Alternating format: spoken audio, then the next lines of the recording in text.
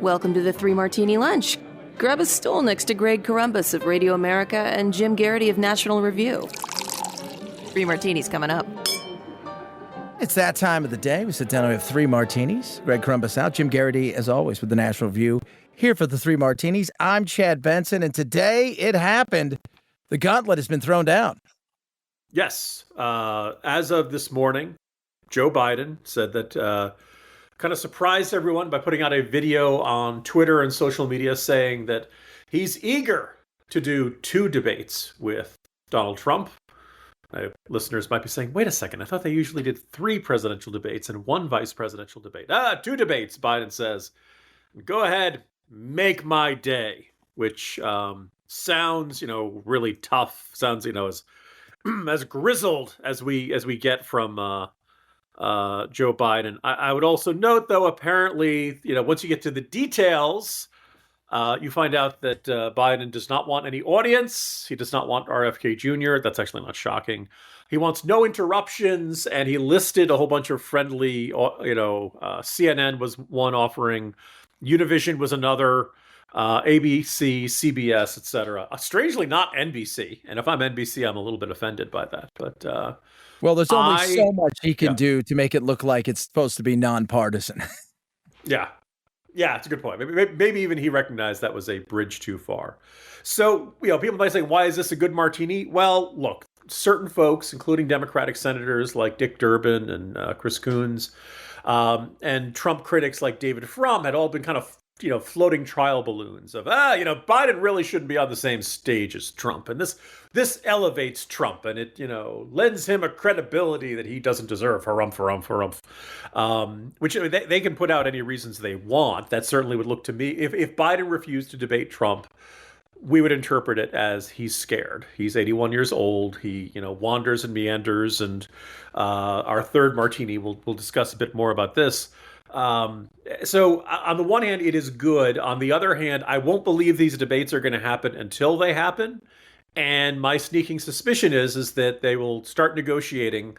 And at some point, someone will find some reason to object. Apparently, Trump said, I'm ready. Let's do it. And so at least as of now, both Trump and Biden say they want to debate and debate as early as next month.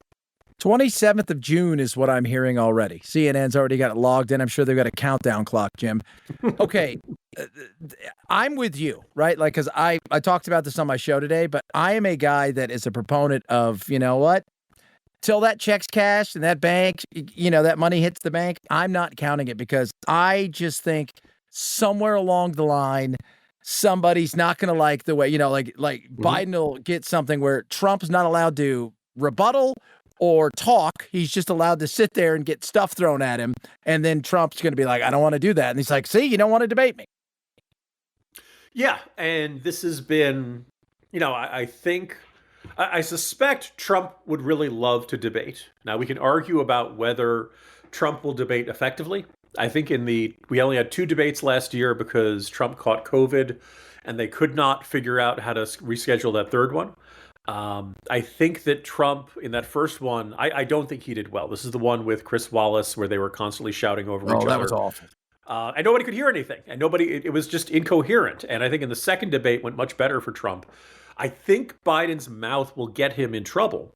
But to do that, you have to let him talk. And that just, Trump was just determined to, just bulldoze over him and all that stuff. I don't know if Trump has learned lessons from the last cycle.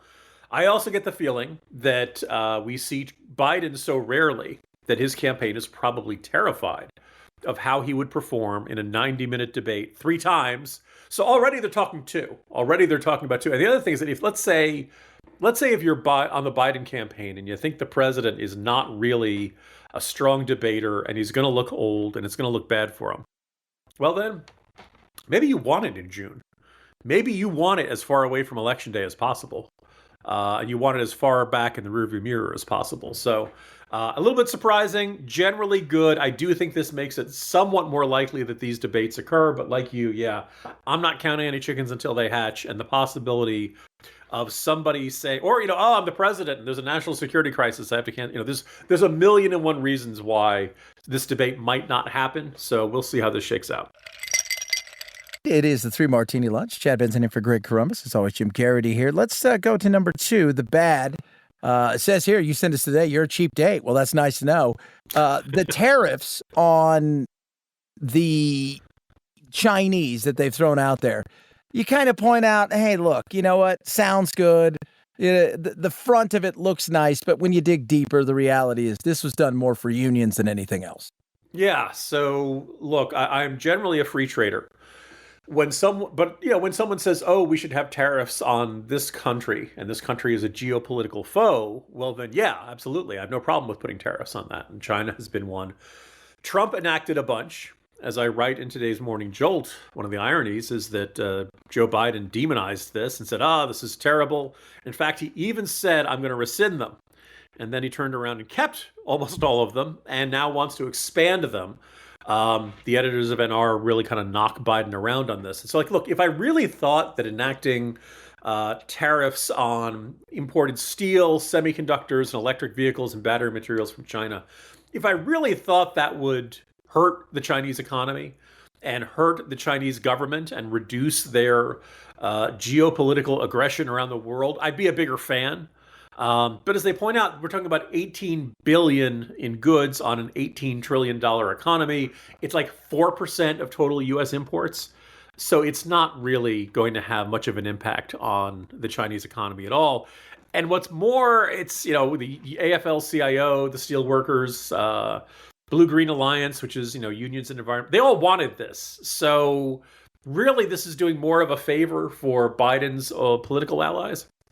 And it's not likely to do any good for, mitigating the economic power of China.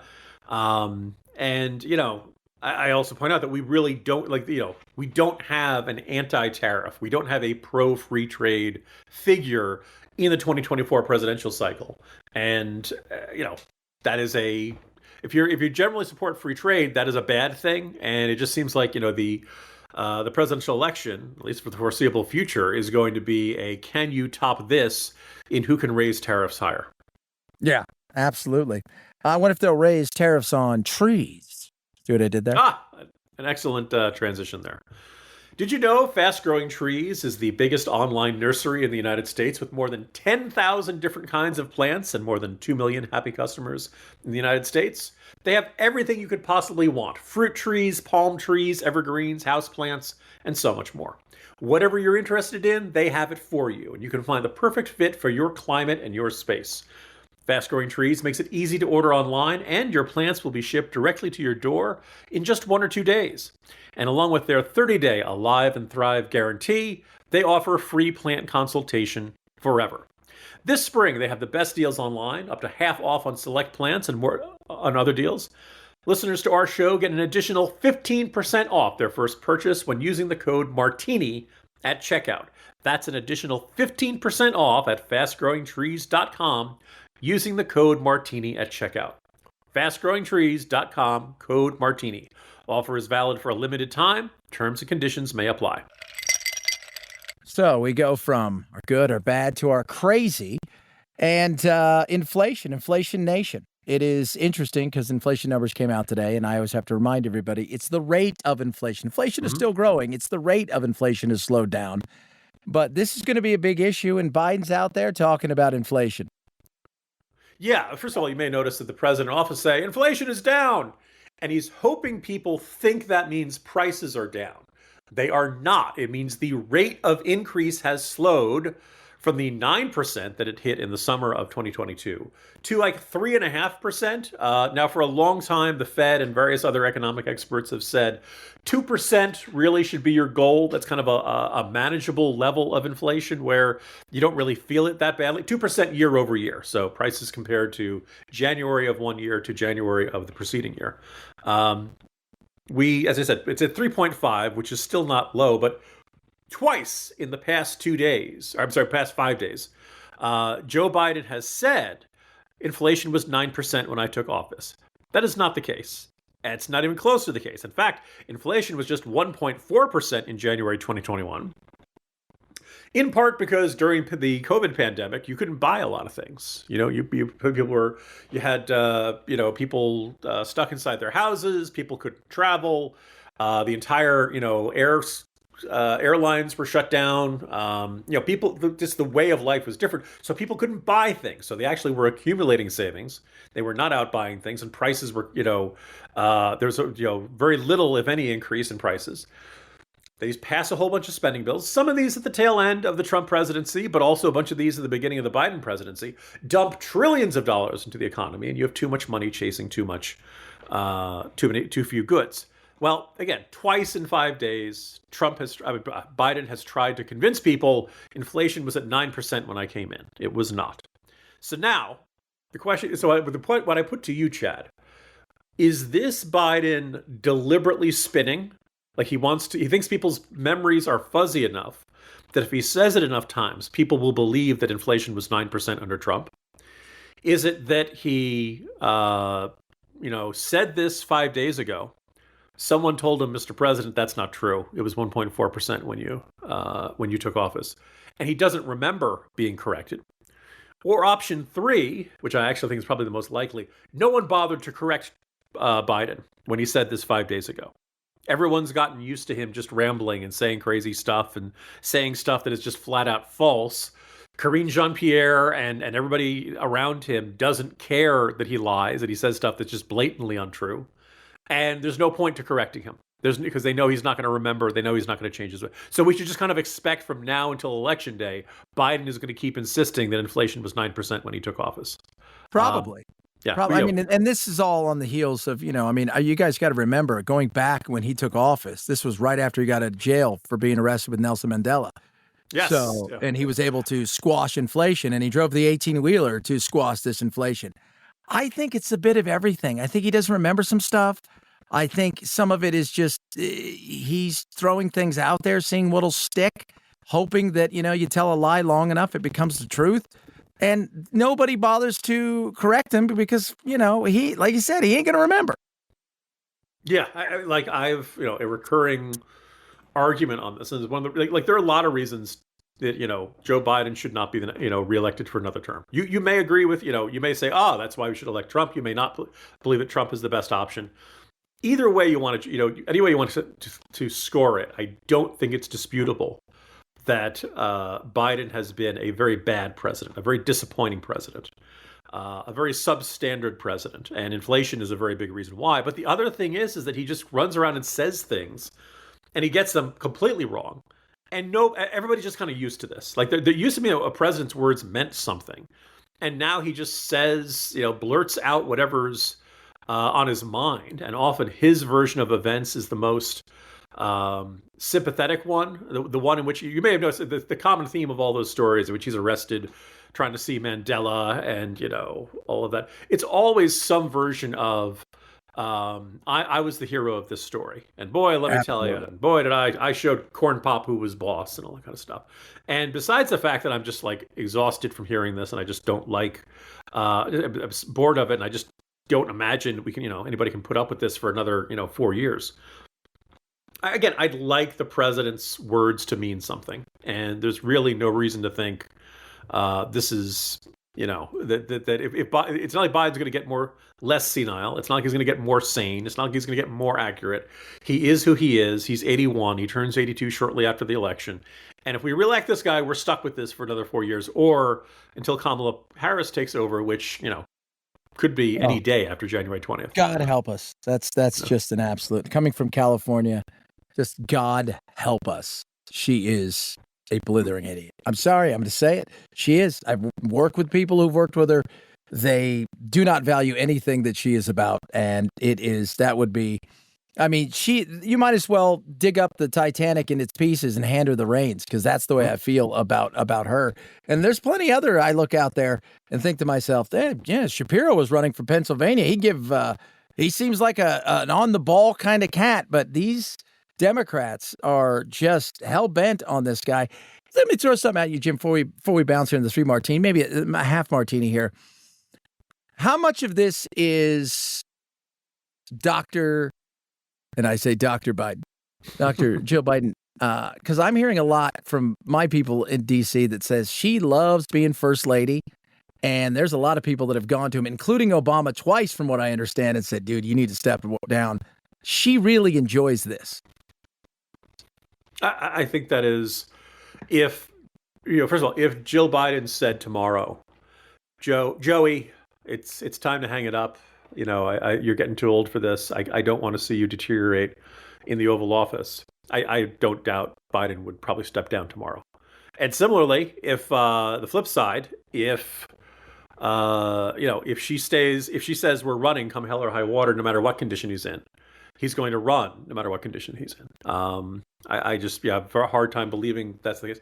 And look, she very much enjoys being first lady. And, for all of us who have, dad is now 84, mom is going to be 81. I have, for all things considered, you can hear me knocking on wood. They're doing okay considering their age. But anybody who's seen parents' age or grandparents' age knows it's tough. You don't like acknowledging you can't do things the way you used to. You don't like being told, it's not a good idea for you to drive, or not a good idea to drive at night, or any of those kind of conversations. And what's kind of fascinating about the Bidens is they refuse to have that conversation. They refuse to acknowledge that a guy who will be from age 82 to 86 will not be in the best condition to manage the executive branch of the country and be commander in chief in a dangerous world. They just refuse to acknowledge that. And showing that age, because I said this today, Bernie Sanders, he ain't lost a step. He's the same Bernie he was 40, 50 years ago. I don't worry about whether or not Bernie is going to forget where he is or wander off stage. Yeah, I mean, like, there's both, old and young old, but what's more like, first of all, the Biden of the Obama years, like, we didn't like him, but at least that guy was energetic, right? Feisty, malarkey, as soon as Biden came back in like 2019 to run for president, it's like he'd aged a decade in like 2 or 3 years. And I kind of like, whoa. And they kept saying, oh, no, it's his stutter. No, we've been watching this guy for 30 years. We know what's normal for Joe Biden. And it was very clear that age was catching up with him pretty darn fast. We see it in the president's schedule. Still rarely does more than one public event per day. Still doesn't do them early in the morning. Still doesn't do them late at night. Still doesn't do an event after foreign travel. And it's like, this is just not a job for a young man. And no matter how many times we say this, the entire attitude is like, no, it's all fine. Trust us. It's going to be hunky-dory. So, yeah, we'll see. I'm Chad Benson in for Greg Corombos. It is 3 Martini Lunch. We threw a little extra there because I like talking to Jim. People want to reach out to you, Jim. What do they do? I am at National Review. I write the Morning Jolt newsletter. I write the Corner pretty regularly. I wrote a bit about the debates already. Also on Twitter, or X, as Elon insists, at Jim Garrity. Great talking to you. We'll do it again tomorrow. See you tomorrow, Chad.